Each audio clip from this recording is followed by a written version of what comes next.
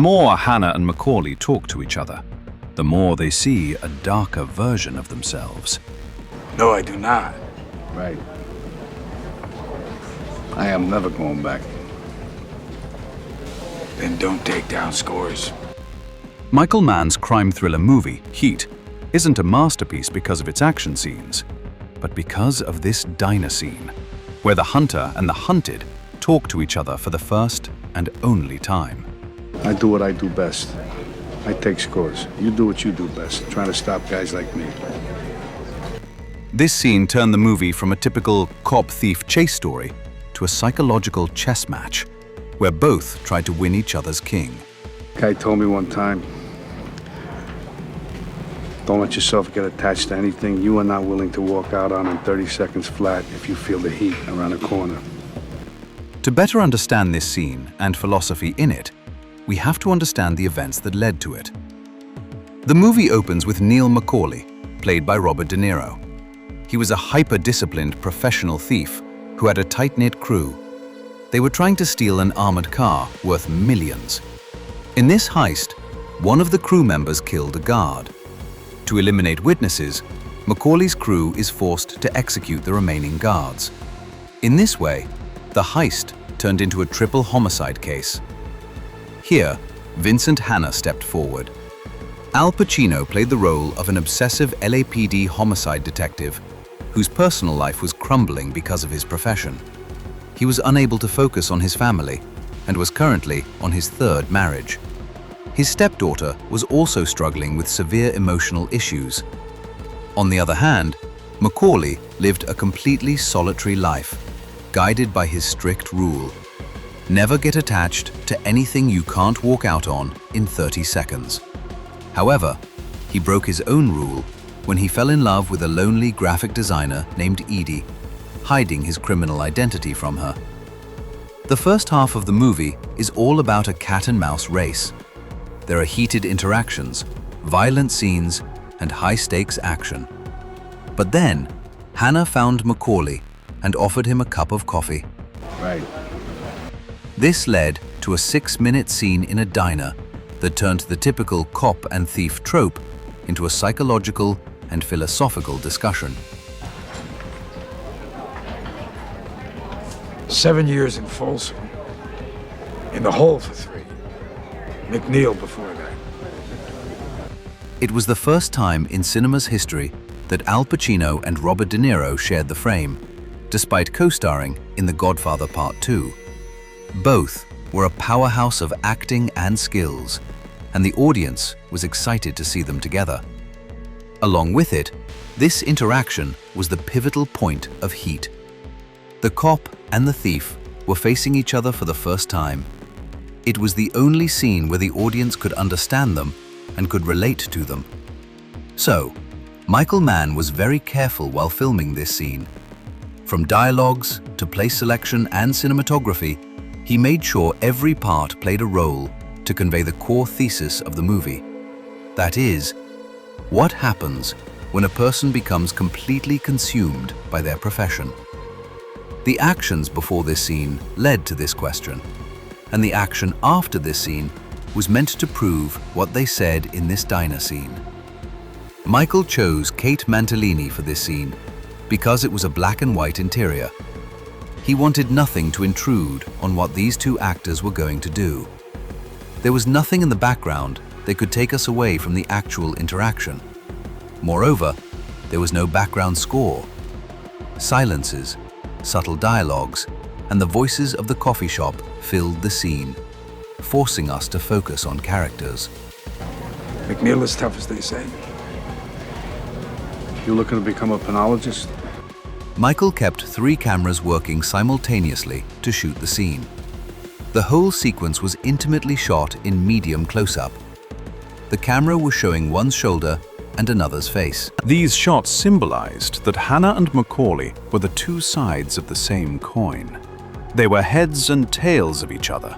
Both were passionate, both were struggling with their personal life, and both wouldn't hesitate to kill each other if the time came. In a typical cop and thief interaction, the cop mostly dominates the frame. But here, No one was dominating the other. Both were on the same eye level, both refusing to be intimidated. It shows that both would remain equals in the upcoming scenes.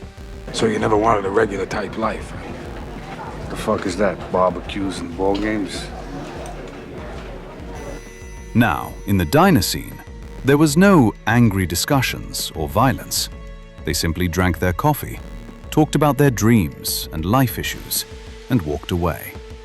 But you still could feel tension in the scene. They were framed slightly off-center, telling us there is a conflict between them. No matter what, they would remain each other's sworn enemies. There was no room for friendship. Now, if we talk about dialogues and their delivery, they were done quite naturally. Michael didn't allow both actors to rehearse the scene. He scheduled this scene when they were already on the set for 4 to 5 weeks. These weeks helped the actors understand their characters. This understanding and no rehearsals of the scene gave a natural flavor to it. This regular type life, that your life? My life? No, my life. We could see how Hanna and McCauley are communicating with each other through their silence. There are natural pauses in the scene where they silently read each other, trying to understand the other person's motives. Their expressions and silences kept the audience on the edge of their seats. Along with it, the way each character delivered their dialogues shows their inner turmoil. Hanna was overwhelmed in his life. His personal life was crumbling, and police work was demanding. So his dialogue delivery was tense. They were long, full of unnecessary words, and sometimes became aggressive. No, my life. No, my life's a disaster zone. I got a stepdaughter so fucked up because her real father's this large type asshole. I got a wife. We're passing each other on the downslope of a marriage. He rambled about his life, showing that he wanted someone to listen to him. On the other hand, McCauley's dialogue delivery was precise and controlled. He didn't ramble, showing he is a man who didn't want to waste time in his life. What do you tell her? I tell her I'm a salesman. McCauley was invested in Hanna's conversation. In fact, after listening to his personal life, he told him his famous 30-second philosophy. If you're around me and you gotta move when I move, how do you expect to keep a marriage? Well, that's an interesting point. Once Hanna opened up about his struggles, McCauley also started opening up about his dreams and life. You know, I have this recurring dream. I'm sitting at this big banquet table, and all the victims of all the murders I ever worked are sitting at this table, and they're staring at me with these black eyeballs. Because I have one where I'm drowning. And I gotta wake myself up and start breathing or I'll die in my sleep. This discussion was the heart of the scene. Both shared their dreams that had nothing to do with success and their professions. These dreams symbolized their isolation, passion, and exhaustion. It created a sense of vulnerability in the scene without breaking its tension. It was the moment when Hanna and McCauley realized they both were mirrors of each other. In reality, they both were seeing the darker version of each other. This realization created a sense of mutual respect. Both were loyal, both were self-aware, and both were lonely because of their passion. Despite the downsides of their profession, they couldn't leave it behind. What it is, it's that or we both better go do something else, pal. I don't know how to do anything else. Neither do I.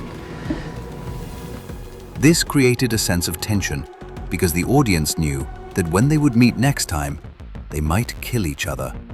If it's between you and some poor bastard whose wife you're gonna turn into a widow.